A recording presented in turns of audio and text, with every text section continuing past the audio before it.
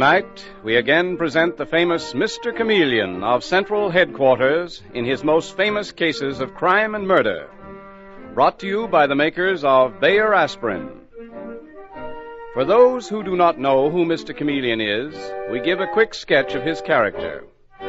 Born of a well-to-do family and a college man, he tried from childhood to live up to the name he bore, Chameleon, by taking on the color of whatever situation in which he found himself, appearing in endless guises, finally entering the police force where he became known as Chameleon, the man of many faces, the underworld's most dreaded man.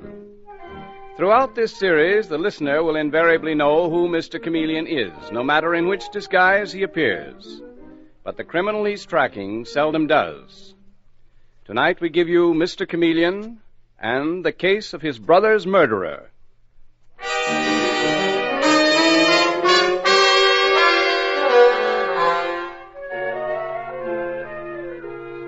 Our story opens at Central Headquarters in the office of Mr. Chameleon, the most feared of all detectives, whose many disguises have made his name a byword among criminals of all kinds. But now he is relaxed. It is the well-dressed man sitting across from him whose pleasant face is strained and tense. Mr. Chameleon, I know I'm imposing on our friendship, our acquaintanceship, I should say, since we've only met twice, but I had to do something. I couldn't let things go on this way. I'm convinced that my brother Louis is about to be murdered. By whom, Mr. Brenton? By Florence, his wife. Mr. Brenton, are you serious? Do you think for 1 minute I'd make a statement like that if I couldn't back it up?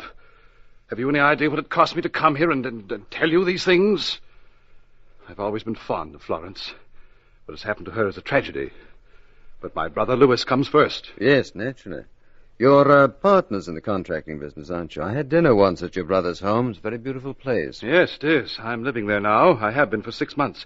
And I've watched this thing develop. I've watched it grow. This... Tragedy? Yes. You spoke of tragedy in connection with your sister-in-law. Oh, incidentally, I've never met her. She was away when I was there, but I hear she's very lovely. Oh, she is. I've always been deeply fond of Florence. That's why... Mr. Chameleon... She's losing her mind. For over 6 months now, she's been treated by specialists for a nervous disorder. But it's getting worse instead of better. Oh, that's very sad. Louis has kept it quiet. He thinks it's something that will pass. I don't. Particularly not with Carl Robbins in the picture. Carl Robbins, the architect? That's the one. He's staying with them now, and Florence thinks she's in love with him. She's asked Louis for her freedom, and Louis won't give it to her. That's why I'm afraid. Terribly afraid of what she may do to Louis. In the mental state she's in, she may try to murder him. Mr. Brenton, it's the business of the police to solve a crime after it happens. But there's no reason, really, why we shouldn't try to stop one before it happens if we can. Tell you what I'd like to do. I'd like to look over the situation. Do you think you could invite me to your brother's home for dinner?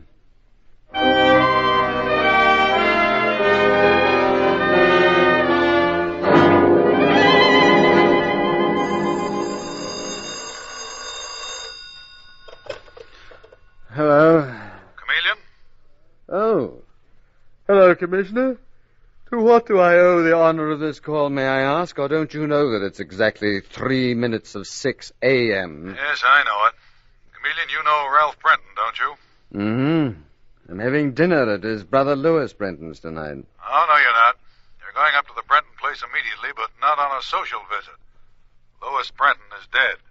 What? Yes, he was stabbed to death with the scissors about 5 o'clock this morning.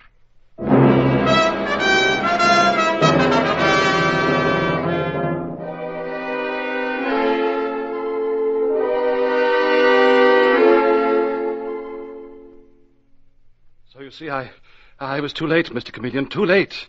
If only I'd come to you a week sooner. Mr. Brenton, you did everything you possibly could. Will you take me to your brother's room, please? I'd like to look around. Yes, of course. The housemaid, Ida Webster, found him. I see. The bedroom door was open, which was most unusual, and she glanced in. My brother was on the floor, dead. Where was his wife? Florence claims she was walking in the garden. At 5:30 in the morning? She said she couldn't sleep. She got up and went out. She wanted to see the sun come up. What about the other servants? They hear anything at all? To tell you the truth, Mr. Chameleon, we're short-handed right now. Lewis was expecting a new butler tomorrow, a Britisher named Arthur Leach. The former butler quit last week. Then no one heard any outcry? No one at all. Carl Robbins slept through it all, so he says. And so did I. And your sister-in-law was in the garden watching the sunrise. Mr. Brenton, what sort of a scissors was used to stab your brother? A fairly small one. It was taken from Florence's dressing table. Oh, but here's the bedroom. Your sister-in-law shared it with your brother? Oh, yes. Very strong smell of perfume. Perfume? Yes, don't you notice it? Very strong. So it is. Yes, that's strange. What's strange about it? Oh. I must have knocked over a bottle. Florence. I can't remember, but I must have. There isn't anything strange about it, unless everything I do is strange. Florence, my dear child, I didn't know you were in here. Of course I'm in here. It's my room, isn't it? Lois died here, but it's still my room. Florence, this is Mr. Chameleon, the famous detective. He's taken over the case. How do you do, Mrs. Brenton? Very sorry about your husband. Lois was a good man. He loved me. He believed in me. And I must have spilled that perfume, but I can't remember. That's the terrible part. I can't remember anything.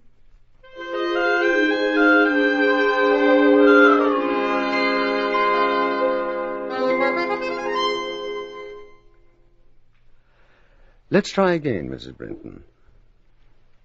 What time did you go out? I think it must have been about 5:15, Mr. Chameleon. I'd had a dreadful nightmare, and then I couldn't get to sleep. Or did I imagine it? I mean, is it possible that when I thought I was in the garden, it was simply a continuation of my dream? In that case, you never left this room. No, I never left this room.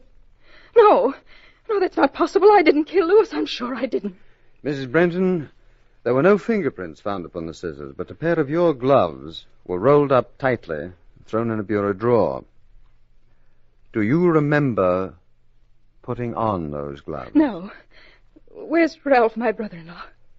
Oh, he went downstairs. Detective Sergeant Arnold wants to question him after he's finished with Carl Robbins. That's right. Poor Carl, he's in this too. Mr. Chameleon, tell me something. Do I seem like the kind of woman who lives in a world of fantasy? The kind of woman, for instance, who imagines that a man's in love with her when he isn't at all? No. You're being kind. I can no longer tell the difference between reality and unreality. I can no longer trust myself. Mrs. Brenton, I understand that you've been under treatment for nervous disorders. Yes, I have. I even intended to go to a sanatorium. Carl Robbins thought I should go. Why? What sort of a mental burden have you been carrying that broke you down so that you needed a doctor? I can't tell you. If I did, you'd surely be convinced that I was mad. Well, you're quite wrong about that. Please believe me. Believe you, Mr. Chameleon. I don't believe anyone anymore, least of all myself. You in love with Carl Robbins? In love with him? No, but that is... He's in love with you. Don't be afraid to say it. That doesn't mean that the man's a murderer. Let's go downstairs, Mrs. Brenton, if you don't mind. I'd like to talk to you and Mr. Robbins together.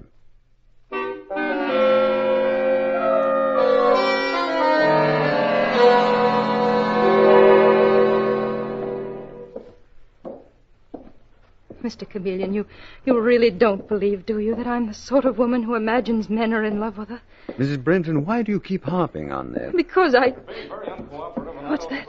Oh, that must be Mr. Robbins and Detective Sergeant Arnold. They're in the library. You come along, please? No, wait, please. I want to hear what they're saying. Oh, very well. But if we must eavesdrop, let's get a little closer. There's only one thing I want to know. All I asked you, Mr. Robbins, was why you were staying here at Louis Brenton's house. I've told you that. I was designing a summer home for the Brentons. I happen to be their friend as well as their architect. Nice work, if you can get it. What? Mr. Robbins, there's a rumor going around that you happen to be in love with Mrs. Brenton. That's a lie. Carl. I'm sorry for Mrs. Brenton. She's been unhappy, and I advised her to see a psychiatrist. But I've never been in love with her, never said I was. If anyone thinks I am, they imagined the whole thing. Carl. Oh, no. Mrs. Brenton. Dave, will you get me some water, please? Mrs. Brenton has fainted.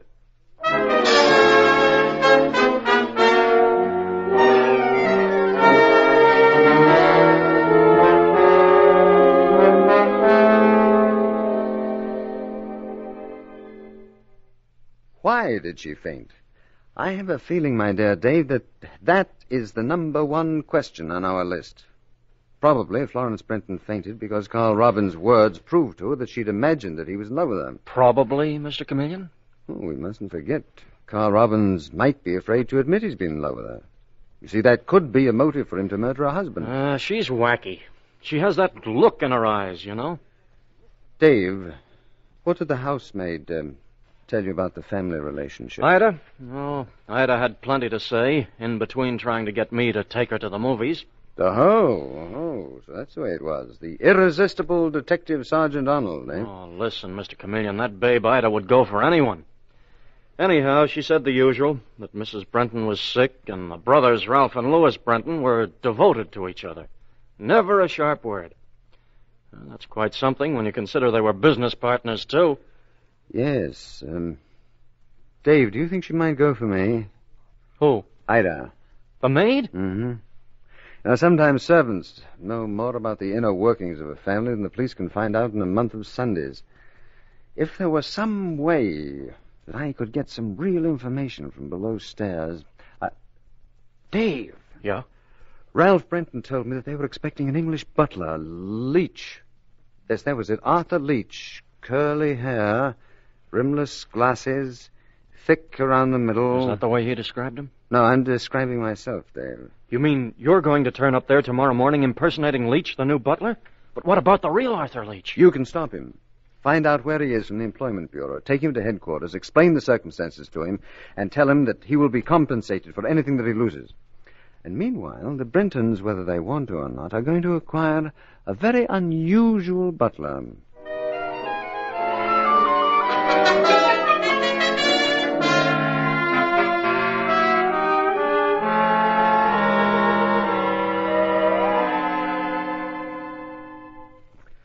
Well, Dave, did you take care of Arthur Leach? Yes, we headed him off about an hour ago, Mr. Chameleon. You all set?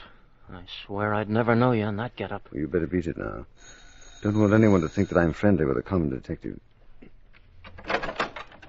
Good morning. Good morning.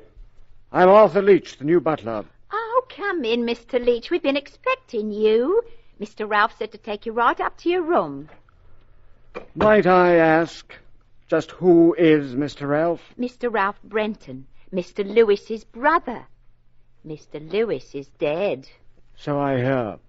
I must say I find it rather odd to come into a house where a murder has been committed. Not accustomed to working for that type of person. Me neither. I'd quit, only they won't let me go. I don't know why they don't just arrest her and get it over with. What is your name? Ida Webster. You might as well know from the beginning, Ida, that I never discuss my employer's affairs.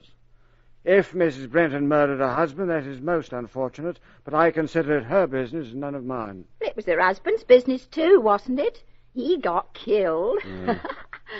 I could tell you plenty if I wanted to. Wouldn't you like to hear it? Wouldn't you like to have a cup of tea with me down in the kitchen? Afraid I don't care for American tea. Nor do I, Mr. Leach. I'll make it strong. Do you know something? I like you. I always go for men with curly hair. I'm flattered. Whenever I see curls like yours, I just want to run my fingers right through them. Oh, I see. So how about it, eh? A nice little cup of tea. I could tell you things I didn't even tell the police. For instance, there's a secret closet hidden in this house, and yesterday morning I saw someone putting something there. Really? Secret closet, where is it? I won't tell you. Not unless you come downstairs for a cup of tea. Very well, Ida. In 40 minutes, say. Tell you the truth, I'd like a spot of tea, as long as it's strong, and you sit and talk to me while I drink it.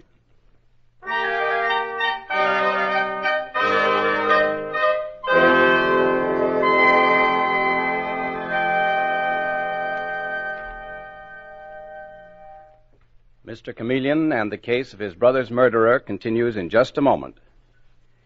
If you suffer with ordinary headaches, remember this about genuine Bayer aspirin. You needn't accept anybody's word for its quick-acting properties, for your own eyes will give you the evidence. Simply drop a Bayer aspirin tablet in a glass of water and watch how fast it acts. You'll see it start to disintegrate before it reaches the bottom of the glass. And that's what it does in your stomach. It begins to disintegrate within 2 seconds. Hence is ready to go to work almost instantly. Now, this amazing 2-second disintegrating action is one reason. A reason you can actually see why Bayer aspirin gives you relief with such astonishing speed. Keep this in mind the next time you have a headache and want fast relief. And remember, too, that Bayer aspirin also means reliable relief. You see, Bayer aspirin has been used for years without ill effect by millions of normal people. So when you buy, ask for it by its full name, Bayer aspirin, never by the name aspirin alone. Get the 100-tablet bottle, and you get Bayer aspirin tablets for less than a penny apiece.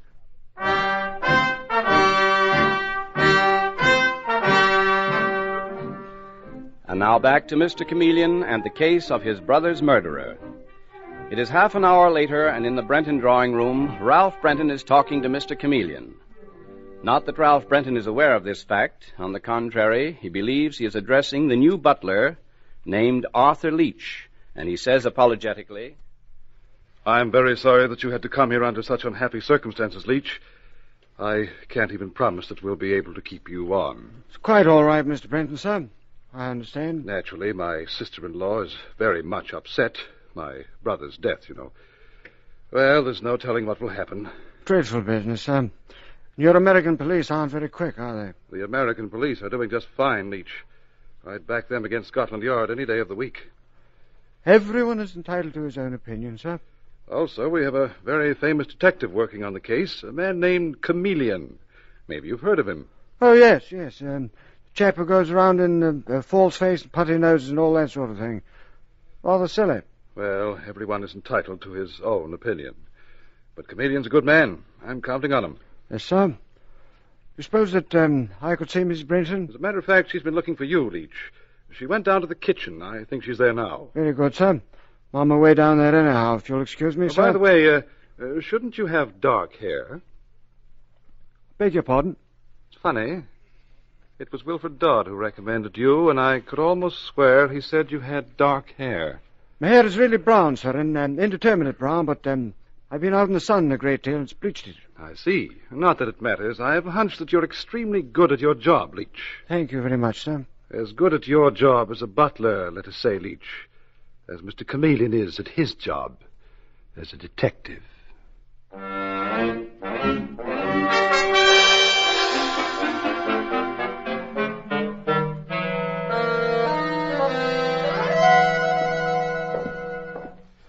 So I'm as good at my job as Chameleon is at his, am I? Wonder what he means by that. All I can say is I'd better be a good butler. Devil is the kitchen. All these doors down here. And maybe this is it. But, Carl, don't you see it? Oh. I beg your pardon. I thought this was the kitchen. Well, it isn't the kitchen. It's the jam cellar. Who are you? What do you want? I'm Arthur Leach, sir, the new butler, and I'm looking for Mrs. Brenton. I'm Mrs. Brenton. I'd like to talk to you, Leach. Oh, in that case, I'll clear out. I'll see you later, Florence. Carl, wait. Leach, that was our friend, Mr. Robbins. He's staying here for the present. Yes, madam. Shall we go into the servants' sitting room? He'll be more comfortable there. Certainly, madam. First, if you don't mind, I'd like to stop in the kitchen. The kitchen? Why?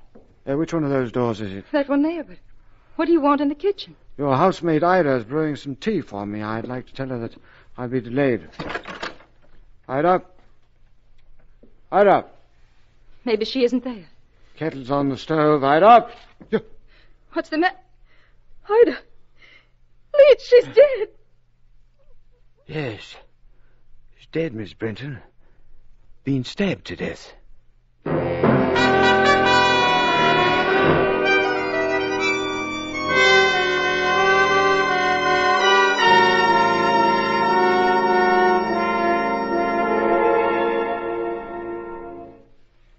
Five stab wounds, Mr. Chameleon.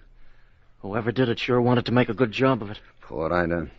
Someone must have overheard her suggesting that I have tea with her. Tea and conversation. Both Carl Robbins and Mrs. Brenton were down in that basement. If you ask me, they... Are you coming with that coffee? Yes, Mr. Brenton. Be right there, sir. Not that there's any hurry, but we can all use some coffee. So can I. Boy, I can still see that poor kid's face. And she wanted me to take her to the movies tonight. Well, you can have your coffee later. Go to it, Dave. You have your orders. Okay, Mr. Chameleon, but I'd rather stick with you. Someone in this house is awful handy with a knife. Are you sure you're going at this the right way? Dave, I've had a theory for quite some time as to what lay behind Lewis Brenton's death. Now I want facts, and I intend to get them. But, Mr. Chameleon, if My you... dear chap, will you please get out of my way? The people are waiting in the drawing room for their coffee. Oh, goodbye, Mr. Leach. I'll be seeing you again.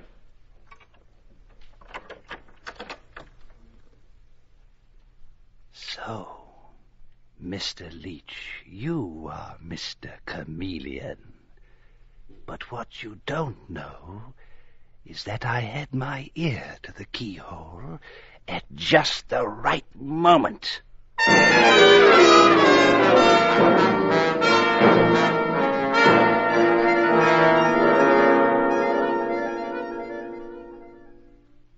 Sugar, Miss Brenton? What?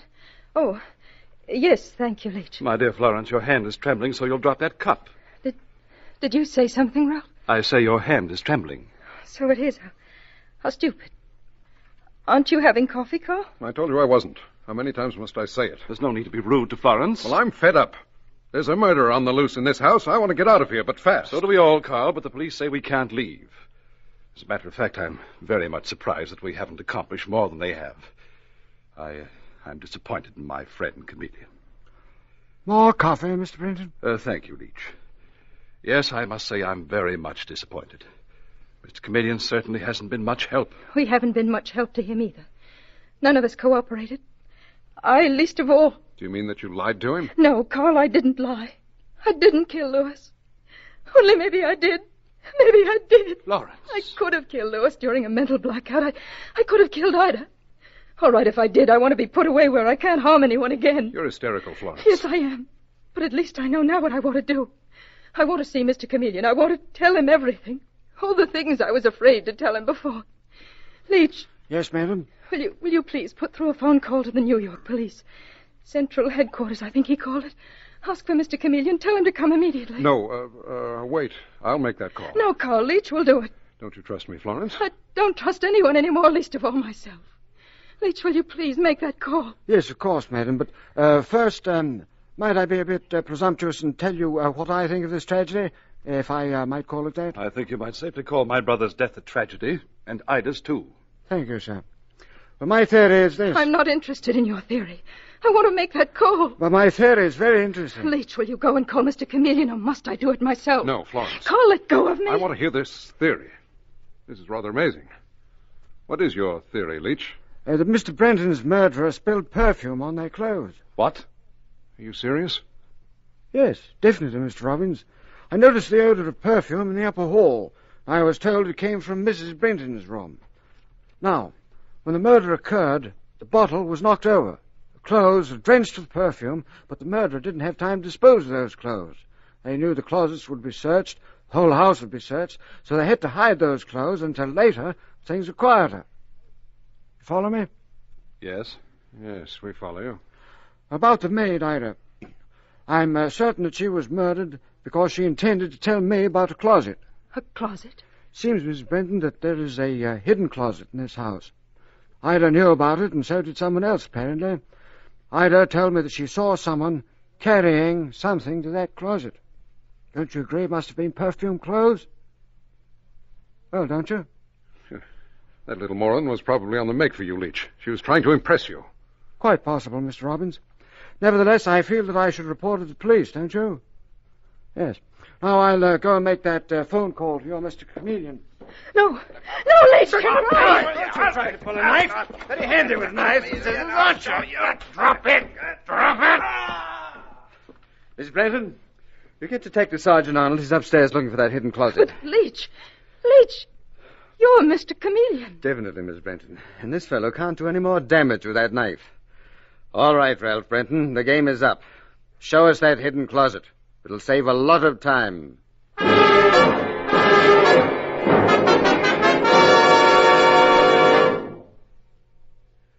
You are feeling better, Miss Brenton? I feel awake, Mr. Chameleon. For the first time in months, I'm not groping my way through some hideous nightmare. When did it all start? About a year ago. Oh, was that when your brother-in-law, Ralph Brenton, first told you that he loved you? Yes.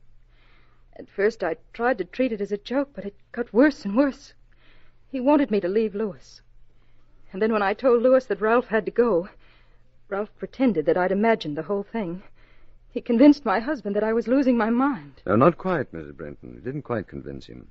The two brothers must have quarreled about that when Louis was killed. I'll tell you one thing. Ralph almost convinced me I was mad. And Carl Robbins. I swear to you he said he loved me. When I heard him deny it, I was sure I'd imagined everything. Even now, Ralph insists he didn't kill Louis. We have no proof. I have proof that he tried to kill me. And I... Mr. Chameleon. Yes, Dave? Here it is. We've got it. That closet was behind the stairway that leads to the servant quarters. And inside we found this suit. Miss Brenton, did you ever see this suit before? Yes. It's Ralph's. It smells strongly of perfume. And the trouser leg is soaked in perfume. There is your evidence, Mrs. Brenton. You didn't imagine that. And from now on, you need never doubt yourself again.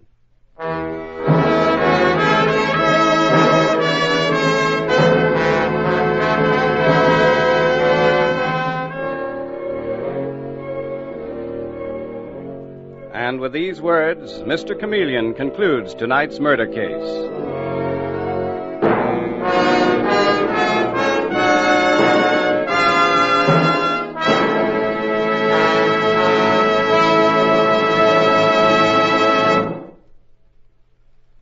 When you seek fast relief from an ordinary headache, use quick-acting Bayer aspirin. As you can see for yourself by dropping a Bayer aspirin tablet in a glass of water, Bayer aspirin starts to dissolve or disintegrate in 2 seconds. It does the same in your stomach, and because of this amazing 2-second disintegrating action, Bayer aspirin is ready to go to work almost instantly you take it to bring you really fast relief from pain. And remember, besides quick relief, Bayer aspirin also means reliable relief. No other pain reliever can match Bayer aspirin's record of reliability, its record of use by millions of normal people without ill effect. So when you buy, always ask for it by its full name, Bayer aspirin. Never buy the name aspirin alone. Get the 100-tablet bottle, and you get Bayer aspirin tablets for less than a penny apiece.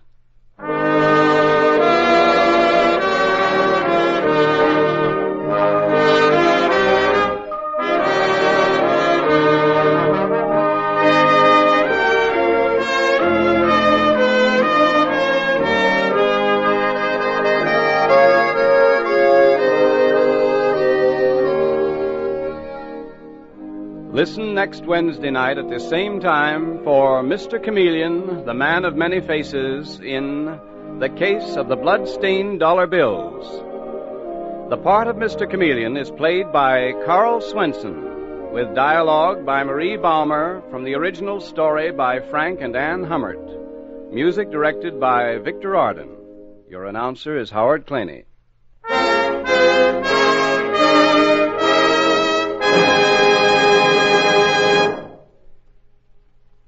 Now at last you can get an utterly new, radically different, incredibly better toothpaste. It's revolutionary new Lion's toothpaste, and it's better because thousands of laboratory tests on scores of individual teeth show that it actually gets teeth brighter. 2.5 to 5.5 times brighter than any of the 5 leading brands, brighter by far than any other toothpaste. New Lion's toothpaste does this because it's a new kind of toothpaste with a formula that's completely new, radically different. A toothpaste that cleans without soap, polishes without chalk. Try it. Buy Lion's toothpaste.